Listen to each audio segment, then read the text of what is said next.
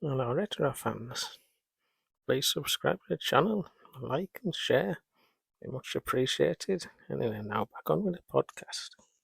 Here we go, my top 10 Spectrum games. I actually got my Spectrum in 1983. I actually had a 16K Spectrum and I sent it away to get it upgraded to a 48K, which I think cost £15 at the time. It was a lot of money. It was very tense. I went away for, I think it was about 3 months till it came back. Get it sent away. It got sent away about 30 miles away to get repaired. A little computer shop, which is still there. So I've played hundreds of Spectrum games in my time. I had all the Ultimate games. I had lots of reimagined games and the Ocean games. Probably had about 200 games, I think, cassettes. And like obviously copies and that. Thousands of them like everyone else did back then. Can't tell anyone. Anyway, I think so. My top 10 Spectrum games. Well, I think it's my favourite of a Spectrum game. It's going to be a surprise to a lot of people. The people who played it will know what I'm talking about. So, number 1, Travels with Trashman. This was like the follow up to Trashman, but it was released in 1987, I believe. Now, interestingly, there was a third Trashman game that was never released. It was called Trashman Travels the World. And there was adverts for it in magazines at the time. Crash and Sinclair user had the little Trashman bin lorry, like going around the planet. And the idea was he was going to go to different planets and clean up all the rubbish, like Mars and Venus and all that sort of stuff. So that would have been really good. So it was disappointing when it didn't come out. So anyway, Travels with Trashman was unique, really. You went round to all the different places in the world. You had a certain set of money. You had to collect the trash. And every place you went to was different. So in France, you had a lot of restaurants and lots of frogs hopping about. Probably quite racist now, I think. But anyway, you had to collect all the frogs to stop them jumping around and upset the customers. And then if you collect all the frogs, you got a bit of money and you'd go on to the next bit. It was Jerusalem with the Wailing Wall. You had to pick up the hankies people dropped. Sao Paulo with falling coconuts, which you had to clear from the beach. It was very varied, like there was a bullfighting ring. You had to collect all the things the crowd flew, like throw flowers at the bullfighter, which you had to collect. But you could actually get killed on that screen. So it was actually one of the first screens you were meant to do. You couldn't complete the game, so it was quite stressful. Like also Russia, where you had to avoid the KGB, and there was like was Munich, where you had to collect the beer glasses at the beer festival. It was a really varied and interesting game, especially when you're a kid. You got to travel the world now.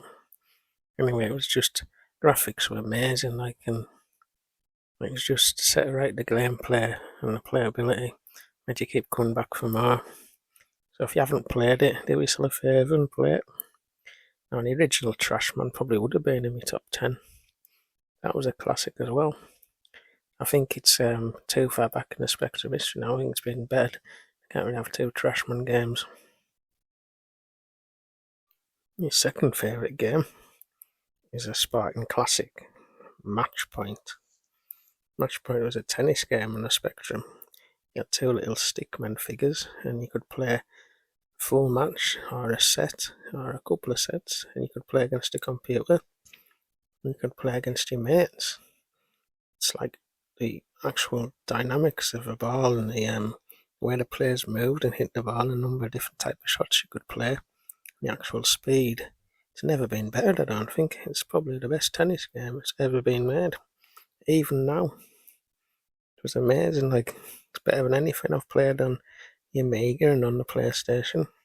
Possibly Smash Court Tennis was nearly as good, but I still think the original Match Point's the best tennis game you can ever play. It had everything in a sports game. It was just really well done, and it's well worth checking out. Number 3 on my list, Lords of Midnight. Probably the best adventure game ever made. Yes, you controlled the Lords of Midnight, Luxor Moon Prince, who was the head of all the armies, and Markin, his son.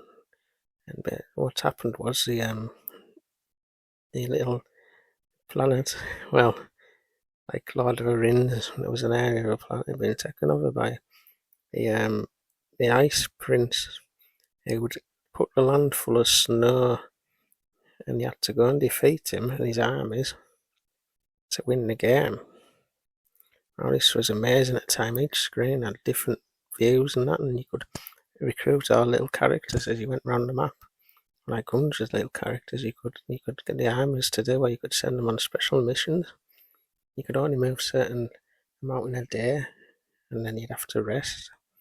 And there was like trolls and little animals and that, and horses you could get, and there was like little pools you could get invigorated at and get all your energy back. But the enemy's army was massive, like it was about 10,000 people, I think, and they had a big fortress at the end of the map. And the idea was you could go to that fortress and like recruit your armies and try and defeat him there, or else. But he had an ice crown which he'd put in a tower at the other end of the map, and you could sneak Markin round the back of the map, and he was the only one in the game that could destroy the ice crown and just kill the enemy. But the enemy was good game dynamic. They actually could sense you were moving towards it, so you couldn't actually do it very easily. You had to do a pincer movement where you had to send different people off in different directions to distract it. So it was the AI on this game was amazing back in the 1980s, like before anything like that ever been invented. Mike Singleton was like probably the best like author of Spectrum games ever. Like Doom Dark's Revenger follow-up was good as well. I think it was Rothron he had a third game. But, anyways, it was, but the graphics were great.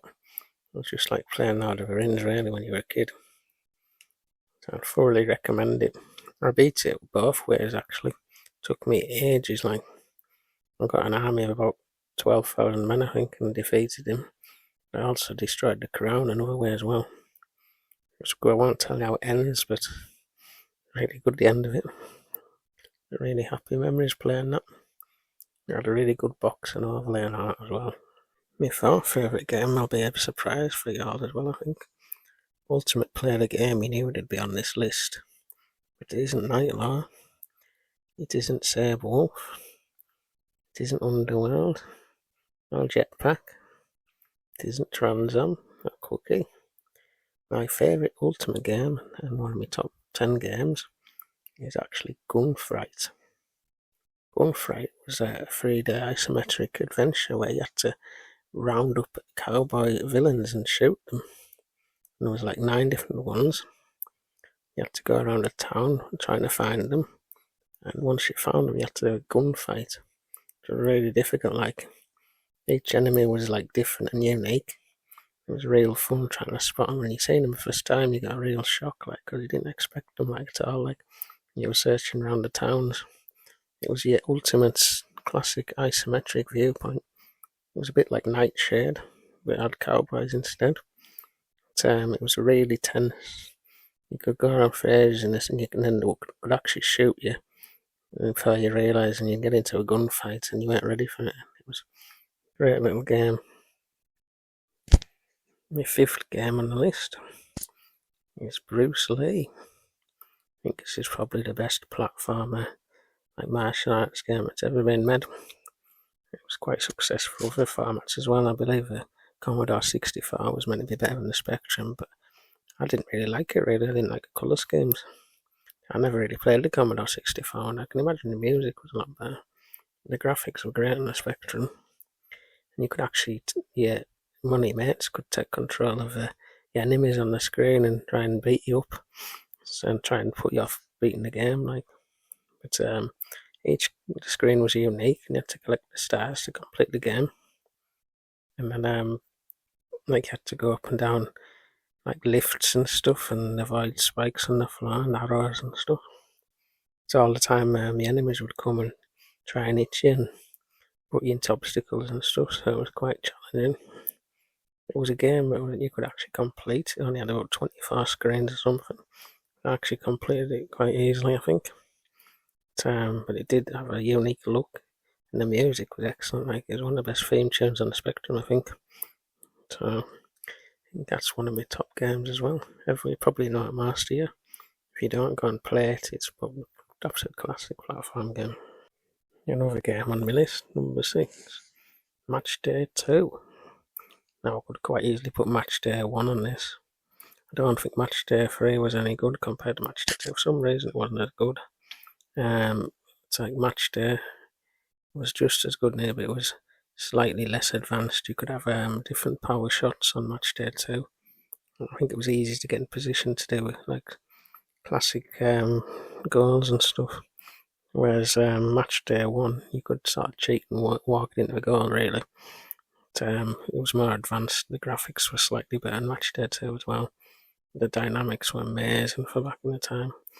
You played against your mates, and it was real entertaining. You could have a real game and a great match and that. So I recommend that as a football game on the Spectrum. Probably a top spotted game on the Spectrum. Now I think one of my top 10, which a lot of y'all think is a bit mad, is Aquaplane. Aquaplane was like I don't know how you describe it really. It was like it's set in the ocean. You had to avoid all the enemies and the boats, and then you had to get your way past logs and stuff. And they just had a little craft with a skier on the back, a jet skier. You had to avoid the obstacles for a certain time period and complete every level and survive without getting hit or running into an obstacle. It was quite unique, really. Anyway, each level was different. It was just well timed, the playability and all the opponents. And there was a real sense of achievement when you beat it. So that's another one I'd recommend. Number 7 on my list. Number 7 on my list. I would say Thrust. This was like a unique little sort of like space game where you had to pick up your fuel and you had to go and retrieve things down a cavern with a little spaceship. You basically had to avoid the walls. You had to go through avoid the enemies through little caverns, and it was basically a game of skill, really. You had to minutely manoeuvre your little craft about as delicately as possible, conserve your fuel, so it was like a strategy game as well. So it was sort of unique. It's probably one of the best things. I don't know what you could say. It was like I remember the very really old Luna and Under games. It was like a more advanced version of that. It was totally addictive as well. So I would say that would be one of them.